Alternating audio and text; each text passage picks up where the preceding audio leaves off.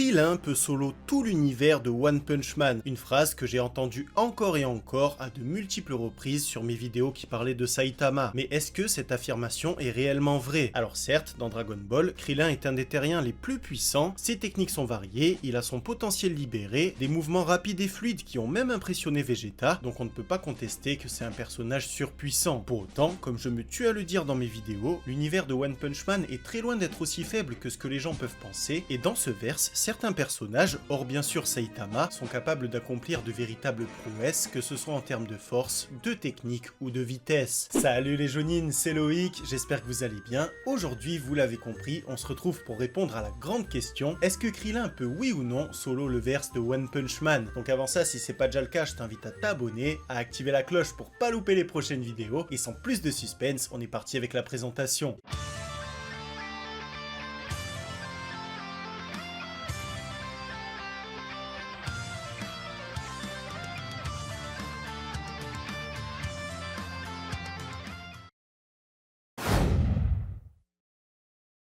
Alors déjà, évidemment, tu connais ma position. Concernant Saitama, la réponse est claire et nette. Non, Krillin ne pourrait pas le solo. Déjà qu'à mon avis, Saitama détruirait Goku en 1 contre 1. Avec un minimum d'objectivité, c'est évident que Krillin ne pourrait pas tuer Saitama. Mais à part lui, est-ce que dans le verse, il y aurait des personnages que Krillin ne pourrait pas battre? Parce que oui, c'est sûr, globalement, en termes de puissance, le verse de One Punch Man est à des années-lumière du verse de Dragon Ball. Surtout maintenant avec Dragon Ball Super, les Akaishin, les destructions d'univers avec Zeno. C'est clair et net que le verse de One Punch Man ne fait pas le poids. Mais n'oublie pas que la puissance de destruction n'est pas le seul critère à prendre en compte lors d'un combat. Certes, c'est une donnée importante, mais il y a aussi d'autres critères, comme par exemple les coups de poing et les coups de pied, qui vont être déterminants lors d'un combat, la régénération, les techniques et bien sûr la vitesse. Parce que même si Krillin est un personnage surpuissant dans le verse de One Punch Man, s'il n'est pas capable de toucher ses adversaires, c'est évident qu'il ne pourra pas gagner. En plus de ça, il ne faut pas oublier que la résistance est le gros point faible de Krillin, puisqu'en général, il va se prendre une méchante patate d'un adversaire et il va faire dodo. Alors par contre, Krillin va compenser ce manque de résistance par ses techniques, des techniques diverses et variées, soit qu'il a emprunté à d'autres personnages, comme par exemple avec le Kamehameha, soit qu'il a inventé de son propre chef, comme par exemple le Kenzian, sa boule de feu qui va se scinder et pouvoir tuer plusieurs personnes à la fois, comme il l'a fait contre les Saibaman, ou encore le Taioken qu'il a d'abord emprunté à Tenshinhan, puis enfin qu'il a amélioré dans DBS avec le Taioken x100. On a aussi le Kenzan avec plusieurs variantes, le Kenzan simple qui va pouvoir tuer des adversaires beaucoup plus puissants que Krillin, comme par exemple quand il a même réussi à découper la queue de Freezer, le Kenzan multiple, où Krillin va pouvoir balancer des tonnes de Kenzan sur ses adversaires, et enfin les Kenzan cachés, où Krillin va faire une diversion avec une boule de feu afin de pouvoir surprendre ses adversaires. Donc c'est sûr, Krillin est un personnage redoutable, que ce soit dans le verse de One Punch Man d'ailleurs, ou dans n'importe quel autre verse, mais pour autant, est-ce qu'il serait capable de solo tout le verse de One Punch Man? La réponse est claire et nette, absolument pas. Déjà, il faut pas oublier qu'il y a 3 formes principales de Krillin, sa forme Prime, où il était sur Namek et où il a affronté Freezer, parce que par la suite il ne s'est pas forcément entraîné, il a fondé sa famille et il a régressé en termes de puissance, sa forme de policier dans Dragon Ball Super, où c'est vraiment devenu la plus grosse des victimes, le mec il se prend un tir de pistolet et il va être blessé, sans compter qu'il va quand même faire une course-poursuite avec une mobilette, donc déjà c'est clair et net que cette forme là, elle n'aurait aucune chance contre 90% du verse de One Punch Man. Et enfin, on a le deuxième prime de Krillin, quand il s'est entraîné pendant 10 jours pour pouvoir participer au tournoi des univers. Du coup, ce que je te propose dans cette vidéo, c'est de faire un mix des 2 primes de Krillin, où il va avoir sa puissance max et les techniques qu'il a développées dans DBS. Partie de là, j'ai découpé la vidéo en 3 parties. Partie 1, les adversaires que Krillin pourrait solo sans aucune difficulté. Partie 2, les adversaires qu'il ne pourrait pas solo étant donné qu'ils sont plus rapides que lui, mais qui pour autant ne pourraient pas le battre en retour étant donné qu'ils n'ont pas la force nécessaire. Et enfin, en partie 3, les personnages qui pourraient solo Krillin sans quasiment aucune difficulté.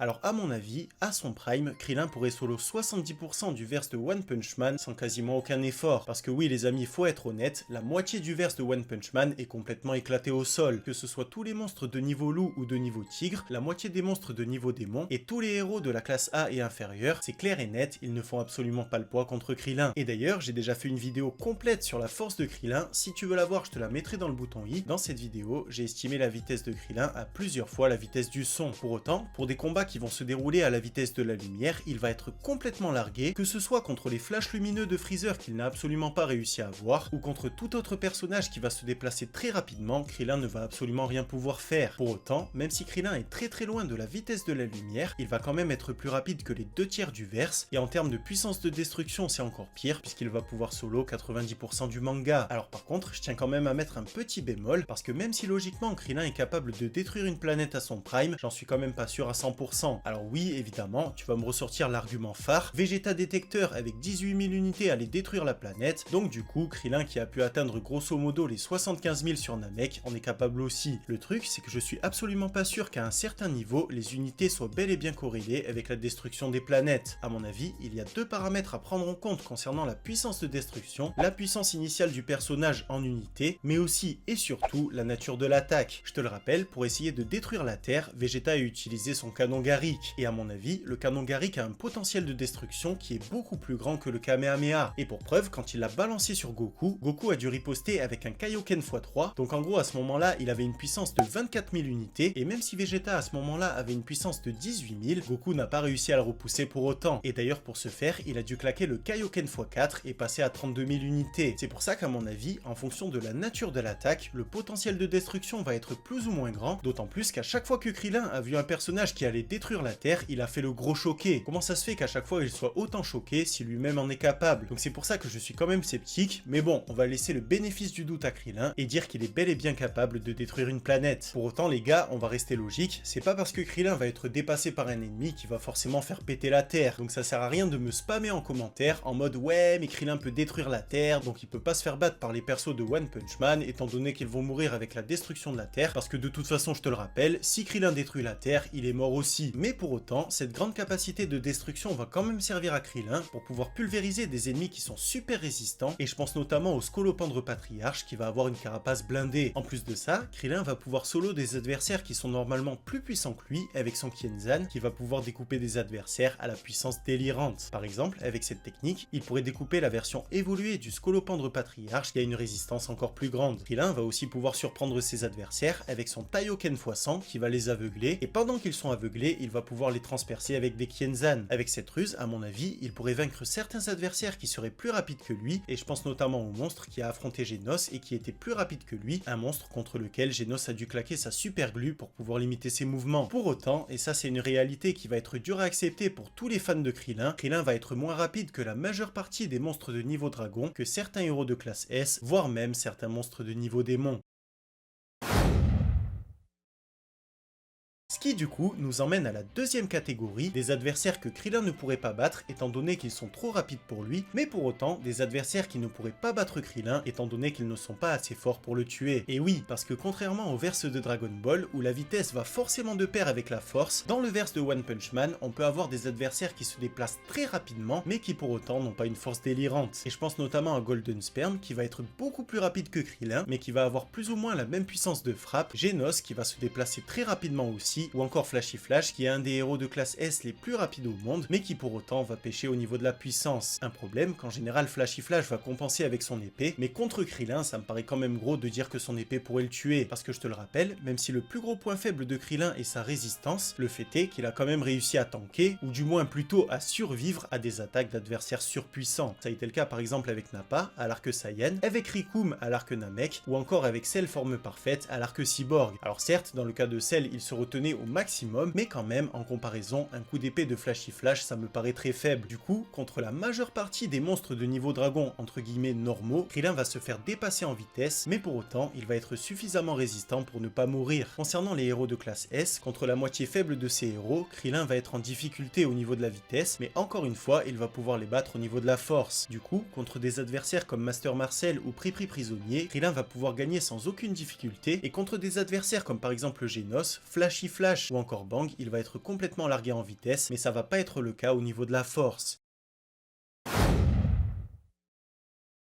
Et on termine avec la dernière catégorie, les personnages de One Punch Man qui peuvent solo Krillin, des adversaires qui sont non seulement beaucoup plus rapides que Krillin, mais aussi beaucoup plus forts que lui. Alors déjà, ça va être le cas avec le haut du panier des héros de classe S, avec notamment Tatsumaki, qui avec ses pouvoirs télékinésiques non seulement ne va jamais se faire toucher par Krillin, mais qui en plus va pouvoir l'attaquer à distance et le faire exploser comme Freezer l'a fait avec lui. Et d'ailleurs, même si Krillin parvient à toucher Tatsumaki, elle a une résistance complètement hors du commun, puisqu'avec Genos, elle a même pu repousser l'attaque la plus puissante de Psycho Roshi qui pouvait détruire une planète. On a aussi Atomic Samurai, qui est un personnage extrêmement rapide et qui, avec sa lame du soleil, a pu pulvériser le bras de Golden Sperm, alors que c'était la fusion de plusieurs dizaines de milliards de Black Sperm, en sachant qu'un seul Black Sperm peut solo la majeure partie des héros de classe A. Ensuite, bien évidemment, on a Blast, le tout premier héros de la classe S, qui va pouvoir solo très facilement Krillin en termes de vitesse et en termes de puissance, mais aussi en termes de technique, avec ses portails dimensionnels qui vont surprendre Krillin, qui va se prendre des patates sans savoir d'où elles viennent. Et concernant les monstres, Krillin va se faire solo par les monstres de niveau dragon supérieur, et je pense notamment à l'eau maléfique océanique, qui ne va pas avoir un corps tangible et qui de ce fait ne va pas pouvoir être détruite au combat. Et d'ailleurs, pour l'anecdote, c'est un des seuls monstres qui a réussi à résister à un Serious Punch de Saitama, un monstre qui non sans plus d'être extrêmement résistant, va pouvoir lancer des rayons laser ultra rapides qui vont perforer ses adversaires. On a aussi bien sûr Boros, dont j'ai déjà fait une vidéo complète sur le sujet, si tu veux la voir je te la mettrai dans le bouton i, un alien aux capacités surpuissantes avec la meilleure capacité de régénération de tout le verse de One Punch Man, une vitesse juste complètement délirante, égale à plusieurs fois la vitesse de la lumière, et 3 transformations plus puissantes les unes que les autres, et notamment sa dernière, le Meteoric Burst, où avec son attaque finale, il va pouvoir faire péter une planète. On a aussi Cosmic Garou, dont là aussi j'ai fait une vidéo complète sur le sujet, qui va avoir la capacité complètement cheatée de copier tous les flux de l'univers, c'est-à-dire qu'il va avoir accès à toutes les techniques possibles et imaginables, que ce soit le Hakai de Goku, le Genki-Dama, la téléportation, et qui en cas de nécessité pourrait même copier à la perfection le mode Krillin. Ou encore, et là attention je vais légèrement te spoiler sur les derniers événements du manga One Punch Man, on a G, l'antagoniste suprême de l'œuvre, ou encore Void le Vide qui a fait son apparition dernièrement. Concernant G, on suppose que c'est l'antagoniste le plus puissant de tout One Punch Man, et on sait d'ores et déjà qu'il a la capacité de manipuler les gens, de leur donner une partie de son pouvoir, et en échange il va pouvoir les tuer à distance. On sait aussi qu'avec son attaque ultime, il est même capable de remonter le temps, qu'il peut prendre l'apparence de qui il veut pour pouvoir manipuler les gens et leur transmettre ses pouvoirs, et dernièrement justement, il a donné ses pouvoirs à Void le Vide, le meilleur ami de Blast, et a la capacité complètement cheatée de créer des illusions complètement démoniaques. Donc en résumé, à mon avis, Krillin pourrait solo 70% du verse de One Punch Man, il ferait match nul contre 15% du verse, et enfin, il se ferait solo par 15 autres pourcents. それは素晴らしいですね。私はそう簡単にはやられませんよ。ったく何をやってるんだツルリン。調子に乗りすぎだ。すいませんでした。クリリンさんは頑張りましたからね。私は気にしてませんよ。あとできるのはそれだけだ。はい。 Donc voilà pour cette vidéo, j'espère qu'elle vous a plu. Si c'est le cas et que vous voulez me soutenir comme d'hab, pensez à la liker et à vous abonner. Dites-moi en commentaire quel est votre avis sur le sujet, et à votre avis quel pourcentage de One Punch Man Krillin pourrait solo. Et de mon côté, je vous dis à très vite pour une nouvelle vidéo, un nouveau manga, et en attendant que la force vous anime les jonines.